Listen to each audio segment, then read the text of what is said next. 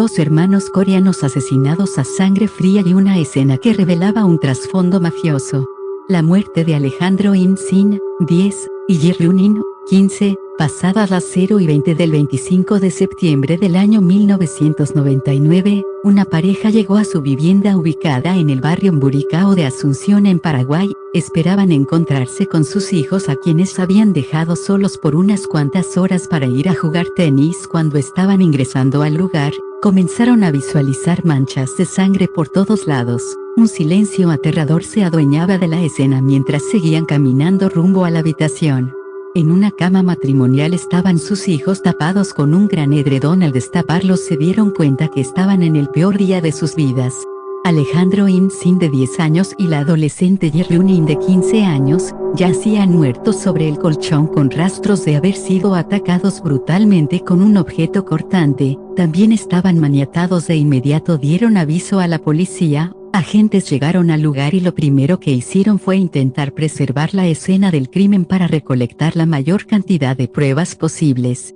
Lo que sabían era que los padres salieron a las 21:30 y al retornar hallaron los cuerpos.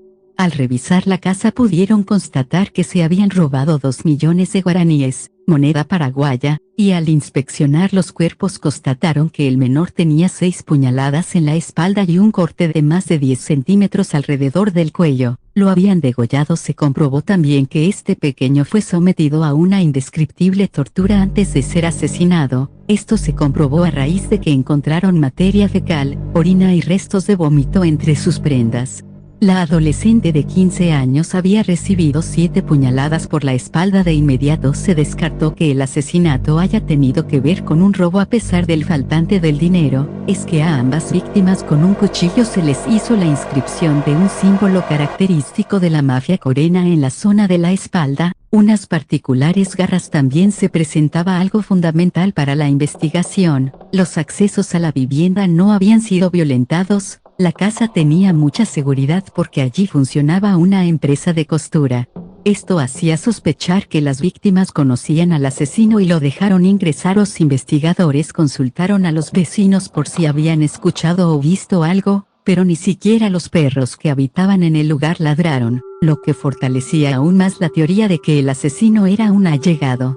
Muchos rastros para analizar quedaron en la escena. A los 5 días de haber ocurrido el terrible hecho, una mujer denuncia en la comisaría 17 grados de Villa Elisa maltratos por parte de su pareja de nacionalidad coreana. Además menciona que desde el día del asesinato de los menores se encontraba con una conducta muy agresiva y rara. Además alegó que en la madrugada de ese 25 de septiembre, el hombre llegó a la vivienda en la que residían muy nervioso y con la ropa manchada de sangre, la cual procedió a lavar apenas ingresó. La policía detuvo a Seung-min Kim de 28 años como posible sospechoso del asesinato. Mientras más preguntas le hacían, más se complicaba ya que no tenía una coartada sólida. Además, su novia había mencionado que salió con poco dinero y volvió a su casa lleno de billetes. Cada vez pesaban más las pruebas que lo comprometían con el horrendo crimen. El detenido mencionó que conocía a los padres de los niños fallecidos, inclusive habían entablado una amistad hace muchos años cuando su papá le había prestado plata supuestamente para salir de un apuro económico. Hablaba con mucha templanza, pero los uniformados no le creían. La clave de esa investigación estaría en la reconstrucción de los pasos de Seung-min Kim alias Pedro Kim, la comparación entre la versión que daba y las pruebas criminalísticas que pudieron recabarse en la escena. De esta manera podría determinarse si hubo o no participación. El sospechoso era taekwondista y experto en manejo de cuchillos. La policía descubrió que le había dicho a sus amigos y familiares que mientan sobre su paradero del día 25 de septiembre si es que alguien llegaba a preguntar, pero muchos no quisieron ser cómplices de lo sucedido. Los padres de los fallecidos manifestaron que conocían a Pedro Kim, inclusive dijeron que en una oportunidad le habían prestado dinero para emprender un negocio de reparaciones y ventas de celulares. Los investigadores seguían insistiendo para poder atar los cabos sueltos. Volviendo a la escena del crimen, debajo del niño de 10 años asesinado, Habían encontrado un cúter que tenía rastros de sangre que coincidían con el factor y tipo del único sospechoso hasta ese momento. Además, Pedro Kim tenía 2 heridas recientes en sus piernas. Se sospechaba que Alejandro In-sin tomó el cúter para intentar defender a su hermana cuando la estaban atacando y le provocó heridas en las piernas al sindicado.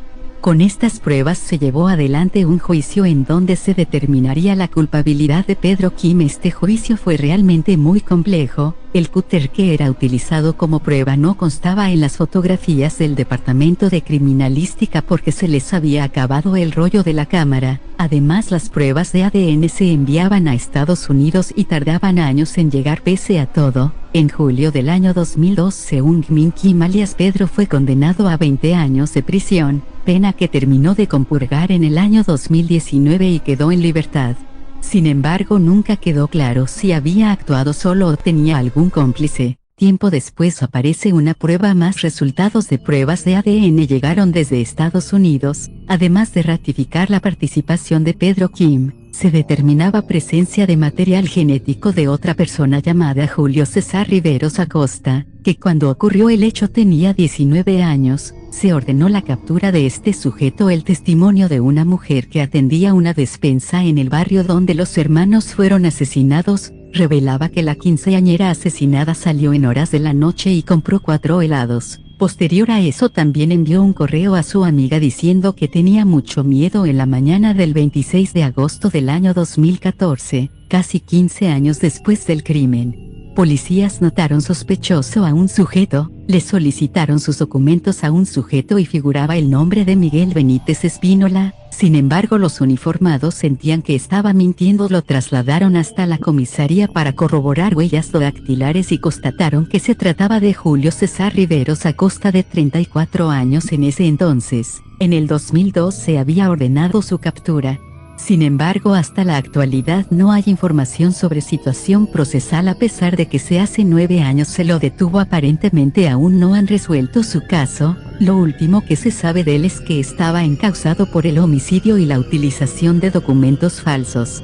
Supuestamente Pedro Kim lo habría contratado para cometer el asesinato. Ha sido imposible confirmar con certeza el motivo de los asesinatos. Sin embargo, todo indica que tendría un sello mafioso. El padre de los niños muertos en 3 años pasó de ser vendedor de ropas a prestamista de dinero por sumas que superaban los $100.000.